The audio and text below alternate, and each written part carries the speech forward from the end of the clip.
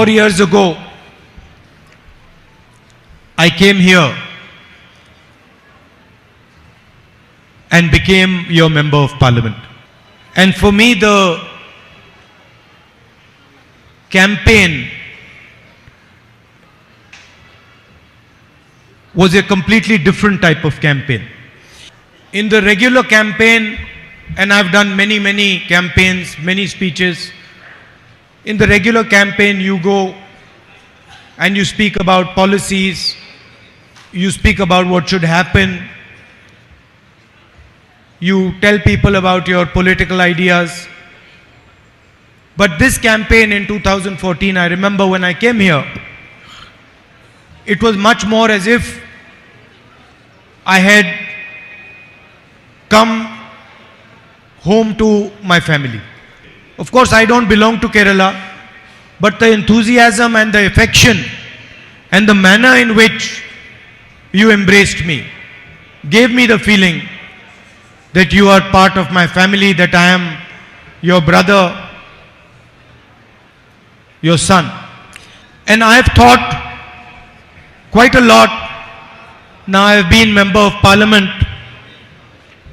for quite a few years, and I've thought quite a lot what it means to be a member of parliament.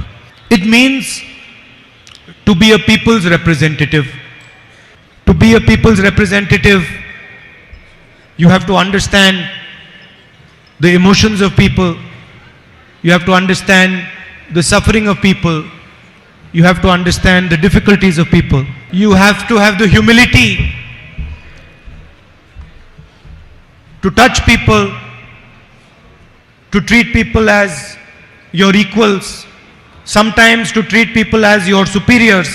So a true representative of the people develops by attacking himself, by giving up things that one desires, by not fighting for what you want but fighting for what people want, by becoming, maybe one can say, less arrogant and more humble. A representative of the people also raises the issues of people without being scared of the consequences, without being worried about what it means to raise the issues of the people.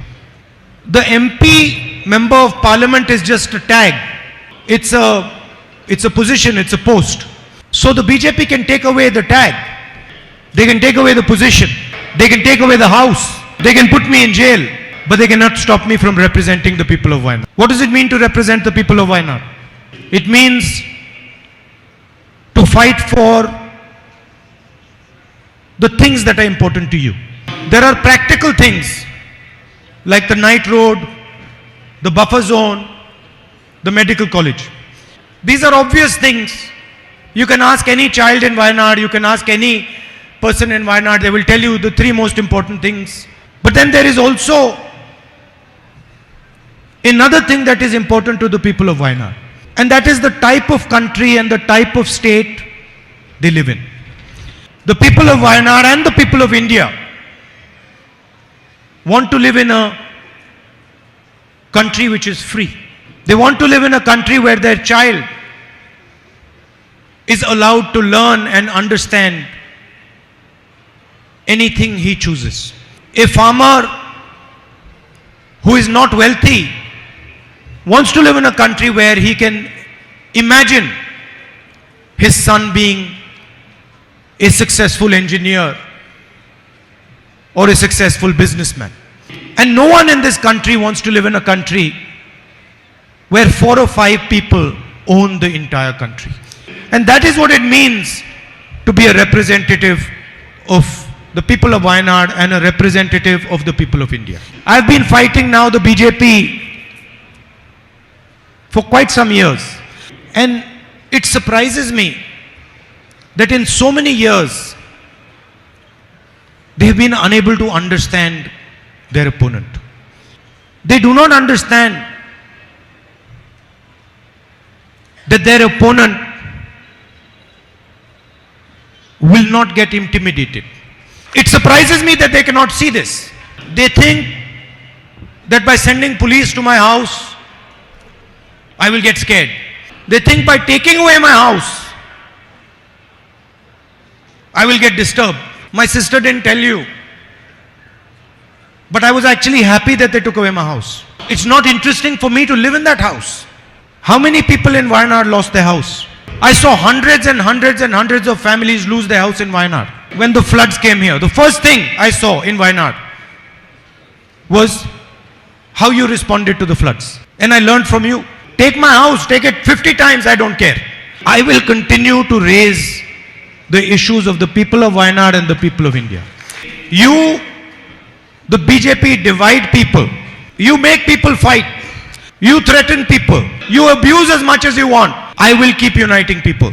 I will keep respecting every single community, every single religion, every single idea. You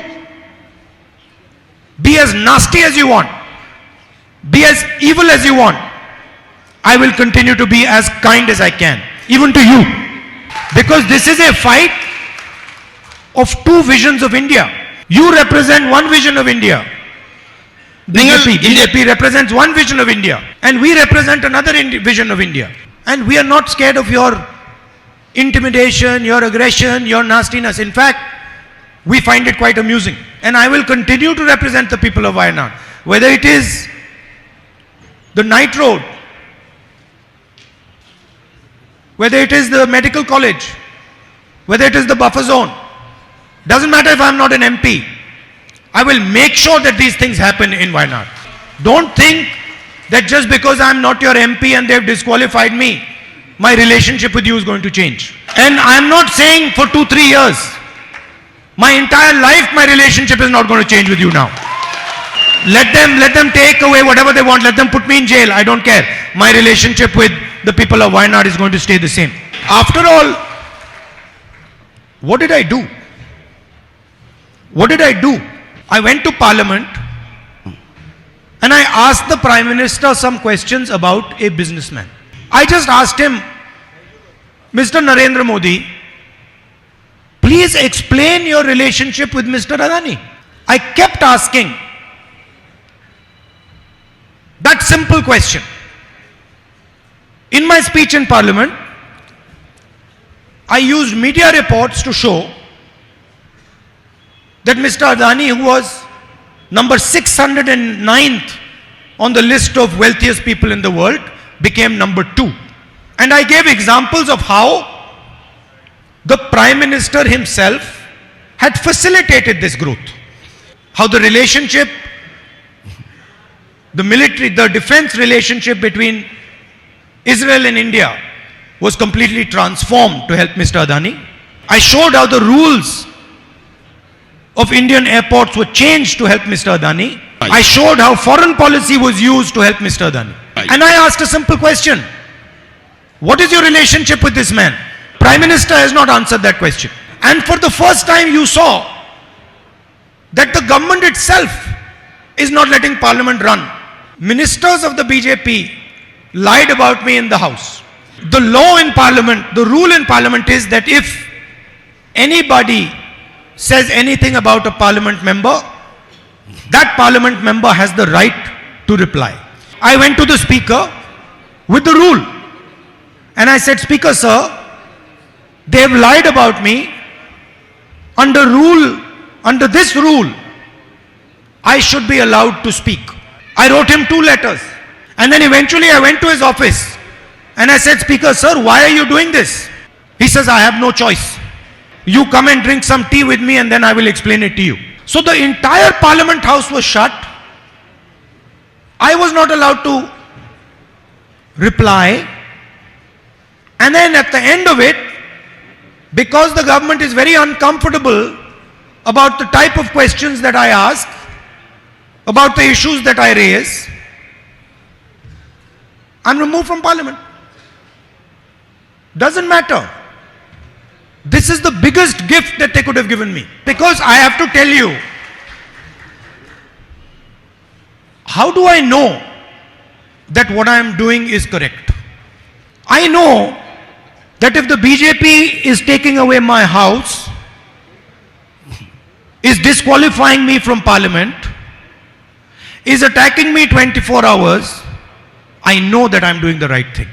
And the more they attack me, the more I know that this is exactly the path on which I have to walk. And I am not going to stop, no matter what happens. Not for myself, but because of my relationship with you and my relationship with the rest of the people of India. In the end, I'd like to repeat, my disqualification does not mean anything as far as my relationship with you is concerned. I promise you, this disqualification will only deepen my relationship with you. Because my relationship with you is one of a family, is one of a brother, is one of a son. And that is not going to change. I'd also like to thank all the leaders from the Congress party, from the UDF, all our workers, for the immense support, love and affection that you have given me. And you know, as far as the people of Wayanad are concerned, it does not matter which political formation you are part of, whether you are UDF or you are LDF.